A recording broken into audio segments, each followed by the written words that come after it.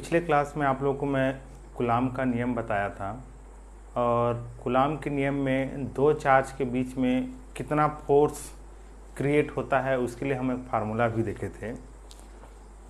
और वो फोर्स जो होता है दोनों चार्ज के मैग्नीट्यूड के प्रोडक्ट के proportional and there distance between them square के इन्वर्स के इक्वल या प्रोपोर्शन के इक्वल होता है। फिर उस प्रोपोर्शन को हम लोग मिक्स करके एक कांस्टेंट क्रिएट किए थे जिसको कूलम कांस्टेंट कहते हैं, और वो कूलम कांस्टेंट यूनिट और मीडियम पर डिपेंड करता है। मैं एक बार उसको रिपीट करके फिर से बता रहा हूँ, फिर आज हम लोग आगे उसके बारे में और डिस्कस करेंगे। देखिए,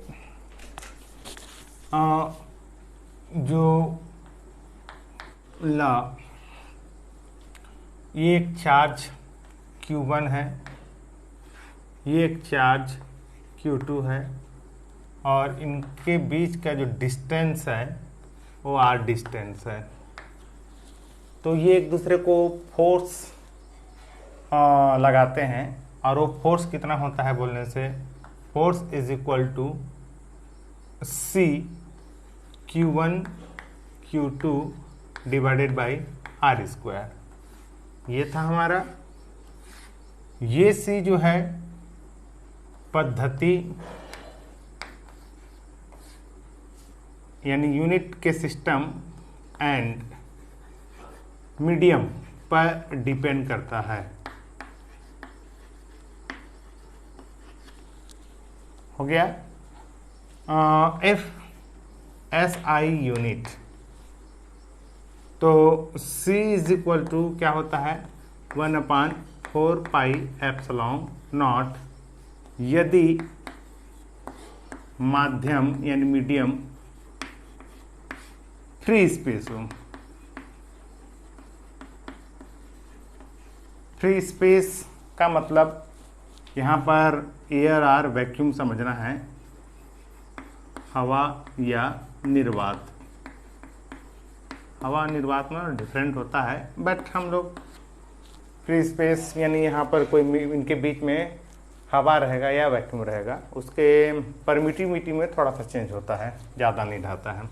देखिए, ये जो C का वैल्यू कैसे डिसाइड हो रहा है, SI पद्धति में। पद्धति आ गया 1/4 पे एप्सिलॉन नॉट होता है, और ये एप्सिलॉन नॉट इसलिए आया क्योंकि इसके बीच में माध्यम फ्री स्पेस था। तो हमारा फार्मूला बन के क्या आ जाएगा, F is equal to 1/4 pi epsilon naught Q1 Q2 divided by R square. तो अगर आपसे क्वेश्चन पूछा जाएगा कि इसको हम लोग अप्लाई कब करेंगे, तो आप बोलेंगे SI पद्धति में जब उन दोनों चार्ज के बीच में क्या हो, फ्री स्पेस हो। ओके, नेक्स्ट सेकेंड, यदि अनदर मीडियम हो, है ना, कोई अलग माध्यम हो, जैसे हवा या निर्वात के अपेक्षा कोई और हो, जैसे वाटर हो, आइस हो, सॉलिड हो, कोई डिफरेंट टाइप का गैस हो, है ना, तो वहाँ पर हम जो परमिटिविटी यूज़ करेंगे, परमिटिविटी है ना, मीडियम की परमिटिविटी यूज़ करते हैं। यदि कोई अन्य माध्यम हो,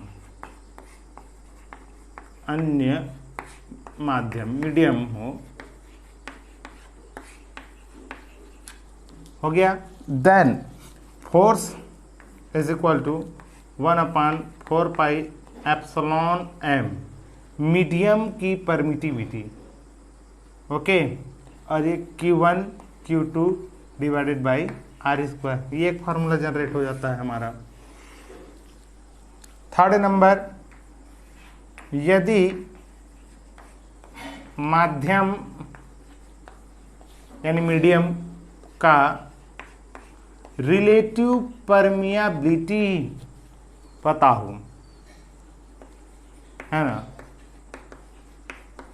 रिलेटिव परमियाबिलिटी का मतलब होता है एप्सिलॉन R अदरवाइज K, ठीक है ना। यानी जैसे इस माध्यम का, यहाँ पर कोई हवा पानी है, उस माध्यम का हमको EM पता था, लेकिन उस हवा हवा को छोड़कर कुछ अलग, है ना। जैसे मैं यहाँ वाटर ले लिया, इन दोनों चार्ज के बीच में वाटर है, तो वाटर का मुझे एब्सोल्यूट परमिटिविटी पता था, इसलिए एप्सिलॉन एम लिखा। लेकिन उस वाटर का अगर हमको रिलेटिव परमिटिविटी अगर पता रहेगा तो हम फार्मूला कुछ इस तरह से लिखेंगे 1/4 पाई एप्सिलॉन, और epsilon M is equal to क्या हो जाएगा, मैं बताया था एप्सिलॉन नॉट के, क्योंकि रिलेटिव परमिटिविटी पता है Q1 Q2 divided by R square. ये इस तरह से हो गया। ये हमारा एसआई सिस्टम पर आपको कौन सा फार्मूला कैसे यूज़ करना है आपको आना चाहिए। अब चलिए नेक्स्ट क्या है, हम सीजीएस यूनिट पर बात करते हैं। और मैं पिछले लेक्चर में बता दिया था 1/एप्सिलॉन नॉट इज इक्वल टू क्या होता है ना, तो आप समझेंगे 1/4 pi epsilon not is equal to 9 × 10⁹ क्या होता था बोलने से, क्या होता है न्यूटन मीटर स्क्वायर प्रति कूलम स्क्वायर, और एप्सिलॉन नॉट का वैल्यू होता है 8.85 × 10⁻12 होता है। इसका क्या होता है कूलम स्क्वायर प्रति न्यूटन मीटर स्क्वायर। कभी कभी ये भी आता है एप्सिलॉन नॉट का डायमेंशंस फार्मूला का विमीय सूत्र, तो विमीय सूत्र क्या हो जाएगा डायमेंशंस फार्मूला। डायमेंशंस फार्मूला कैसे फाइंड करते हैं, तो इधर से देखिए कि हम जानते हैं फोर्स इज इक्वल टू क्या होता है 1/4 पाई, चलिए एप्सिलॉन नॉट ले लेता हूं मैं, Q1 Q2 डिवाइडेड बाई क्या है आर स्क्वायर, तो एप्सिलॉन नॉट को इधर ले आइए, ये क्या हो जाएगा 1/4 पाई, यहाँ फोर्स हो जाएगा Q1 Q2 divided by R square, epsilon naught को इधर फोर्स को इधर। ओके, तो इधर देखिए इसका डायमेंशंस फार्मूला कैसे लिखेंगे, यहाँ Q है और Q का जो डायमेंशंस फार्मूला होता है एम्पियर और टाइम होता है, ठीक है। तो ये भी एम्पियर और क्या हो जाएगा टाइम, डायमेंशंस फार्मूला आपको आना चाहिए। और फोर्स का क्या होता है mLT⁻² होता है, और डिस्टेंस का क्या होगा L² हो जाएगा। तो यहाँ पर एप्सिलॉन नॉट का वैल्यू क्या हो जाएगा, ये हो जाएगा हमारा A² T², ठीक है। तो यहाँ पर mL पावर 1 यहाँ 2 3 हो जाएगा, और यहाँ T⁻² हो जाएगा। अब सबको बारी बारी से ऊपर ले जाइए, तो अगर यहाँ पावर 1 ऊपर चला जाएगा तो m⁻⁻1 हो जाएगा, L का पावर -3 हो जाएगा, T⁻ कितना हो जाएगा -−+4, T का पावर 4, और यहाँ एम्पियर का पावर 2। ये हमारा डायमेंशंस फार्मूला हो गया। कभी कभी एग्जाम में ये पूछ देता है, तो आपको आना चाहिए कि डायमेंशंस फार्मूला या विमीय सूत्र कैसे निकालते हैं। ओके, ये हमारे पिछले लेक्चर के सब मैं कुछ बता दे रहा हूँ, है ना। आगे सेकंड जो होता है CGS सिस्टम, CGS पद्धति में क्या होता है बोलने से, देखिए वहाँ जो हम लोग एक फार्मूला यहाँ जो C लिखे थे, CGS पद्धति में C इज इक्वल टू 1 होता है यदि मीडियम माध्यम क्या हो, माध्यम फ्री स्पेस हो,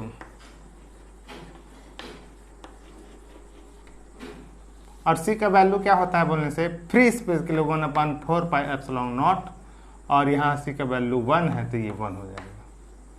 तो हमारा फार्मूला कैसे जनरेट हो जाएगा, F is equal to Q1 Q2 is equal to क्या होता है R²। ये हमारा CGS सिस्टम के लिए हो गया।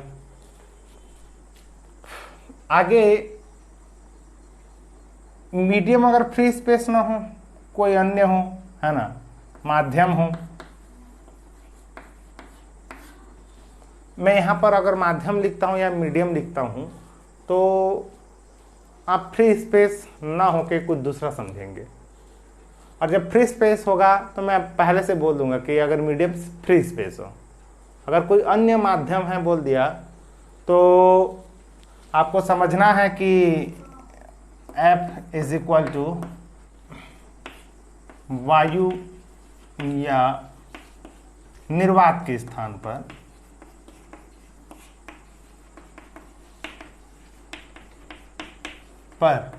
के डाइलेक्ट्रिक कांस्टेंट हो,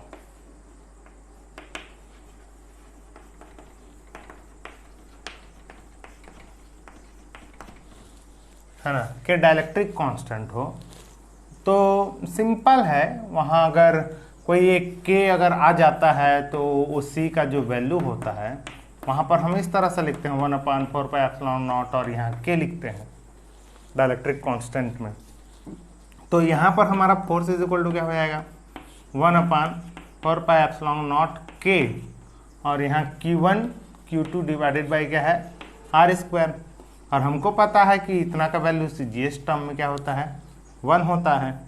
तो यहाँ पर क्या हो जाएगा 1/k Q1 Q2 divided by क्या हो जाएगा R²। तो ये हमारा जो है इतने सारे जो है कूलॉम के रूल हो गए। अब इसको आपको एक बार और देख लेना है, अपने नोट्स बना लेंगे इसको किस तरह से सीजीएस पद्धति में क्या होता है और एसआई में क्या होता है और यूनिट चार्ज क्या होता है, इकाई आवेश क्या होता है। इधर देखिए, इसको मैं मिटा दे रहा हूं।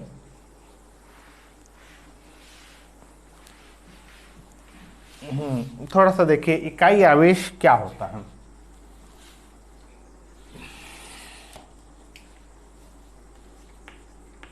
यूनिट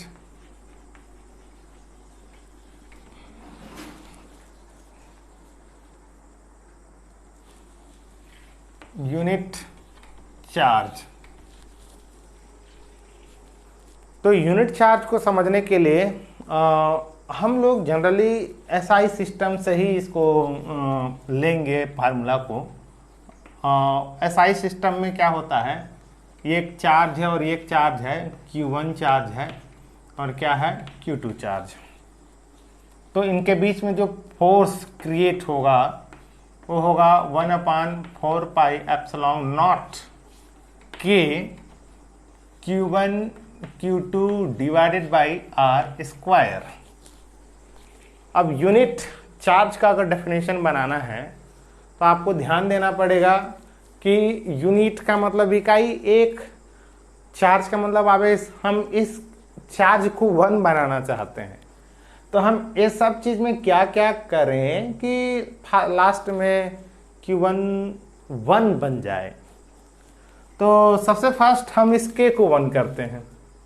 तो K एक डाइलेक्ट्रिक कांस्टेंट है और डाइलेक्ट्रिक कांस्टेंट 1 कब होता है, किस मीडियम का डाइलेक्ट्रिक कांस्टेंट या रिलेटिव परमिटिविटी 1 होता है, ये क्वेश्चन है। यहाँ वीडियो पॉज करेंगे और इसका आंसर मुझे कमेंट बॉक्स में लिख कर बताएंगे।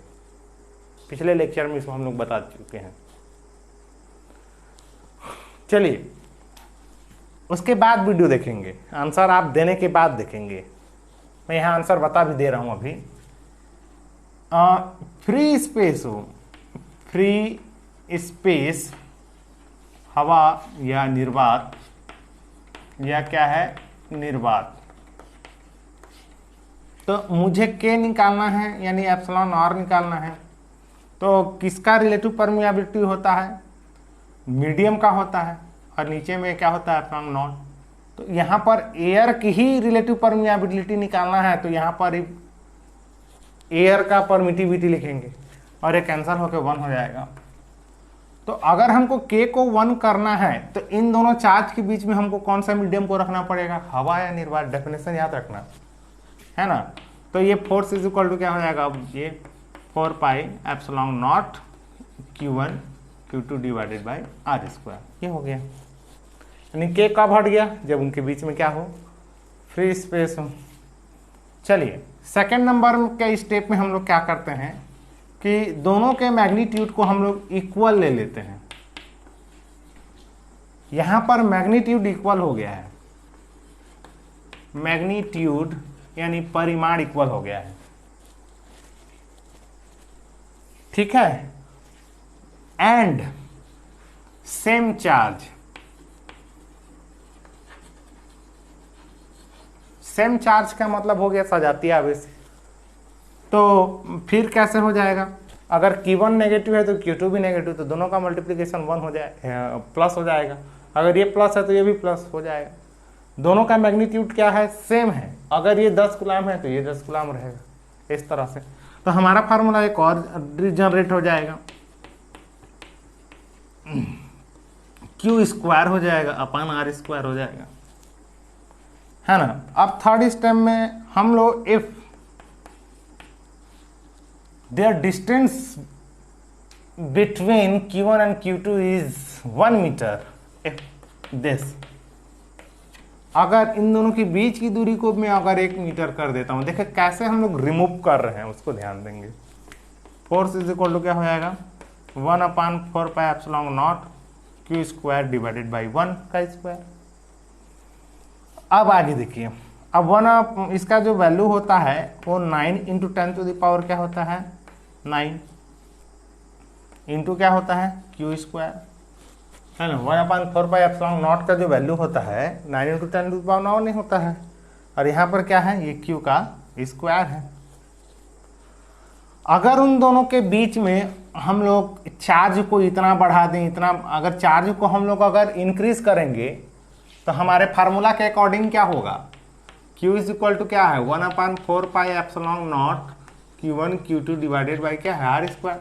अगर मैग्नीट्यूड को अगर इंक्रीज करेंगे तो बीच का फोर्स भी इंक्रीज होगा, है ना। तो हम चार्ज को देते जाते हैं, इतना दे देते हैं कि इनके बीच में जो फोर्स लगेगा वो फोर्स हो जाएगा, चलिए 9 into 10 to the power 9 newton तक का फोर्स लगा, उतना चार्ज हम देते गए, तो फोर्स भी कितना हो गया, 9 into 10 to the power 9 divided by 9 into 10 to the power 9 is equal to Q square, and implies that Q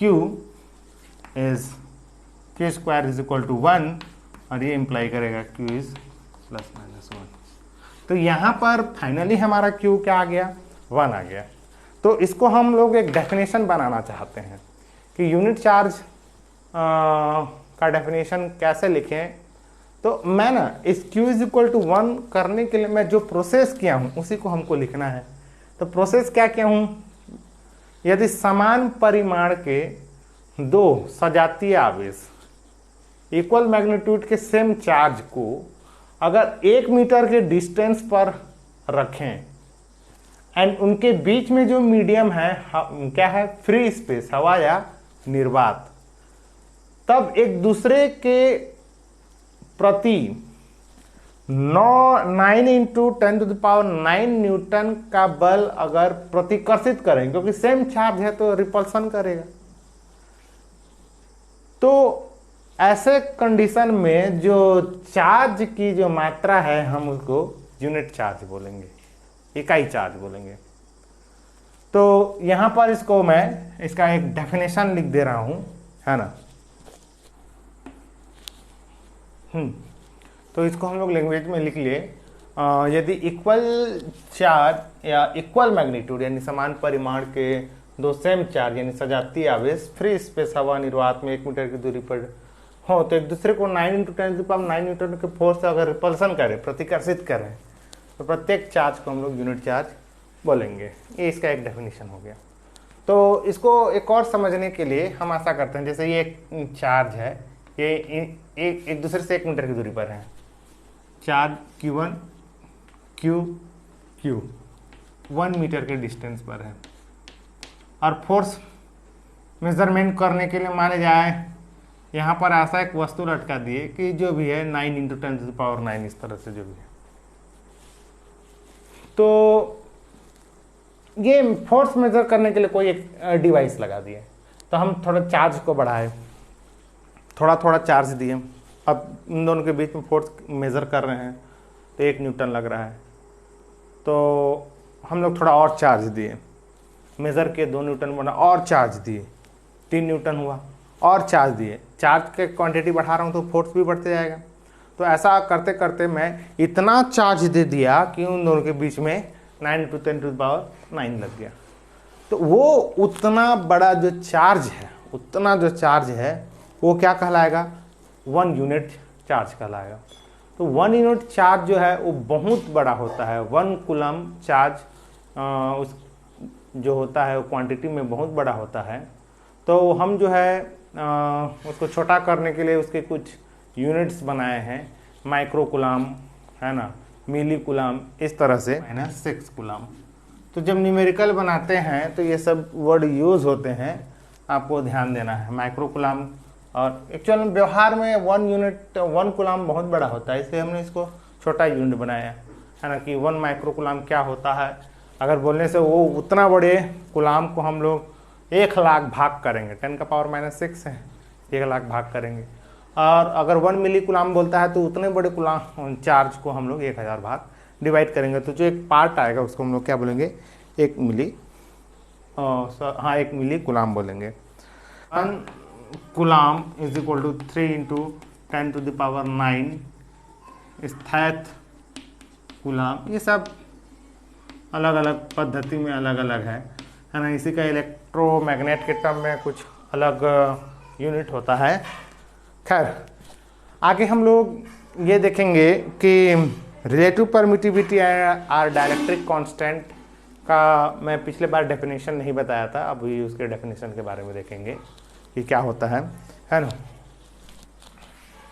यहीं पर लिख दे रहा हूं मैं, डाइलेक्ट्रिक कांस्टेंट। तो रिलेटिव परमिटिविटी और डाइलेक्ट्रिक कांस्टेंट को समझने के लिए इधर थोड़ा ध्यान देंगे। ये एक चार्ज है और ये एक चार्ज है ना, and there magnitude is Q1 and Q2 and distance between them is R, है ना। और medium is free space, in it medium is free space. तो फोर्स कितना अप्लाई होगा, है ना। मैं पूरा लैंग्वेज में बोल दिया हूँ, लिख नहीं रहा हूँ। 2 चार्ज है और जो माध्यम है हमारा, है ना, वो माध्यम क्या है, फ्री स्पेस, हवा या क्या है, निर्वात है, ओके, वैक्यूम। तो फोर्स कितना अप्लाइड होगा, तो फोर्स इज इक्वल टू क्या होगा आप लोग बताएंगे। तो 1/4πε0 Q1 Q2 divided by R²। ये हो गया हमारा फोर्स। नेक्स्ट, यानी अब इसी ये डिस्टेंस उतना ही रहेगा। हम लोग हवा निर्वात में कितना फोर्स लगता है उसको हम लोग देख लिए, यहाँ सबसे ज़्यादा फोर्स लगेगा। चलिए सेम टू सेम डिस्टेंस, यही इस सिस्टम को पूरा उठाकर अब हम लोग ना मीडियम को चेंज कर दिए, कोई अन्य माध्यम है, अदर मीडियम। अदर मीडियम का मतलब यहाँ पर आप समझ जाइए कि हवा के जगह में कोई अभ्रक है, अभ्रक या मोम है, मोम, जो मोमबत्ती चलाते हैं वही मोम है, समझिए, उसका एक लिक्विड पेस्ट है। तो इनके और उस मोम का जो होता है एब्सोल्यूट परमिटिविटी E∈M, है ना। आप क्या विद्युतशीलता, निरपेक्ष विद्युतशीलता, उसका M है। तो इनके बीच में फोर्स कितना क्रिएट हो जाएगा, फोर्स इज इक्वल टू 1/4π, चूंकि मीडियम की परमिटिविटी हमको पता है, इसे मीडियम का हम लोग यूज करेंगे। और यहाँ पर क्या हो जाएगा, Q1 Q2 डिवाइडेड बाई क्या हो जाएगा, R² हो जाएगा। तो ये था मीडियम पर फोर्स और ये था फ्री स्पेस पर फोर्स। मैं दोनों को डिस्क्रिमिनेट कर दे रहा हूँ, F0 फ्री स्पेस पर लगने वाला फोर्स, और जब मीडियम होता है तो फोर्स। तो हम इसको कंपेयर करना चाहते हैं, है ना, कि किस तरह से ये मीडियम पर फोर्स और कि कितना गुना लग रहा है, हम कंपैरिजन करना चाहते हैं। तो कंपेयर के लिए हम डिवाइड मैथ्स यूज करते हैं। तो यहाँ 1/ क्या हो जाएगा, 4πε0 Q1 Q2 डिवाइडेड बाई क्या है, R²। क्यों, ये इसका फॉर्मूला हो गया, और यहाँ इसका क्या हो जाएगा, 1/4πε0M Q1 Q2 divided by क्या है, R²। तो 4π और ये पूरा सिस्टम और ये पूरा सिस्टम सेम है, उड़ जाएंगे। तो यहाँ पर क्या रिमेन हो गया, एप्सिलॉन नॉट, और यहाँ पर 1/एप्सिलॉन m। ठीक है, तो अगर इसको हम लोग एक्सचेंज कर देंगे तो यहाँ पर इस तरह से आएगा। तो ये होता है रिलेटिविटी, रिलेटिव परमियाबिलिटी या परमिटिविटी, परमियाबिलिटी नहीं, परमिटिविटी और डाइलेक्ट्रिक कांस्टेंट, इसको हम लोग क्या बोलते हैं। तो डाइलेक्ट्रिक कांस्टेंट का डेफिनेशन कैसे हुआ, मैं इसी चीज़ को आप लोगों को मैं बताया था पिछले लेक्चर में कि हम डाइलेक्ट्रिक कांस्टेंट, किसी मीडियम के डाइलेक्ट्रिक कांस्टेंट का जो फार्मूला मैं लिखा था, दिस इज के and this is what, m/this, और this is equal to F0/Fm। तो ये है हमारा परमिटिविटी का आप डेफिनेशन आप खुद बनाइए। देखिए, तो अगर दो चार्ज फ्री स्पेस पर जितना फोर्स फील करता है या महसूस करता है, अगर उसी चार्ज को उसी डिस्टेंस पर अगर किसी मीडियम में रख देते हैं और वो जितना फोर्स महसूस करता है, उन दोनों के रेशियो को हम लोग उस मीडियम का क्या बोलते हैं, डाइलेक्ट्रिक कांस्टेंट बोलते हैं। मीडियम का डाइलेक्ट्रिक कांस्टेंट बोलेंगे, है ना। तो चलिए इसका एक हम डेफिनेशन में बना के लिख देता हूँ, इसको मिटाना पड़े।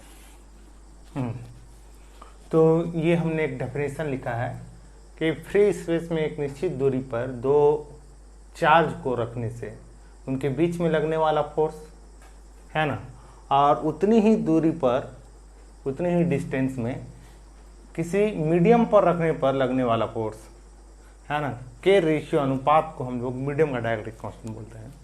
एक और इसका डेफिनेशन यहाँ लिख सकते हैं। वो डेफिनेशन कैसे है, जो डाइलेक्ट्रिक कांस्टेंट का जो डेफिनेशन है वो Em/E0 है। तो सॉरी, ई नहीं, एप्सिलॉन m/एप्सिलॉन नॉट। तो एप्सिलॉन m क्या है, तो एप्सिलॉन m आप जान रहे हैं मीडियम की एब्सोल्यूट परमिटिविटी, और एप्सिलॉन नॉट क्या है, फ्री स्पेस का एब्सोल्यूट परमिटिविटी। तो हम इसको किसी मीडियम की absolute permittivity and free space के एब्सोल्यूट परमिटिविटी के रेशियो को मीडियम का हम लोग क्या बोलते हैं, डाइलेक्ट्रिक कांस्टेंट बोलते हैं। तो इसको भी एक लैंग्वेज के टर्म में मैं लिख दे रहा हूं, इसको देखिए।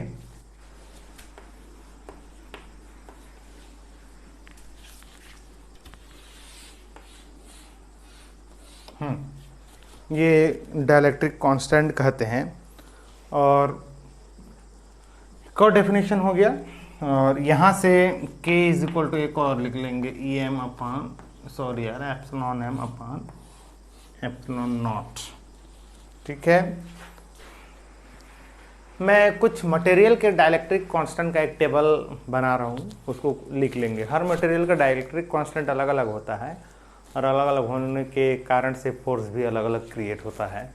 तो उसका मैं एक टेबल बनवा रहा हूँ, उसको आप देख के लिखिए, है ना। क्या होता है, ये हो गया। तो कुछ सबस्टेंस के डाइलेक्ट्रिक कांस्टेंट हम लोग यहाँ पर लिखे हैं, है ना, मटेरियल के। मटेरियल यूज होगा क्या यार, खैर यहाँ पर जो वायु है, वायु का जो 1 पॉइंट क्या है, 0.00536, ऑक्सीजन का इतना है, ये 0 है, हाइड्रोजन का 27, केरोसिन का 2, मोम का 2 से 2.3, और कांच का 5.10, और पानी का 18.4। तो जनरली कभी कभी क्वेश्चन भी आता है कि यदि पानी का डाइलेक्ट्रिक कांस्टेंट 80 है, तो पानी का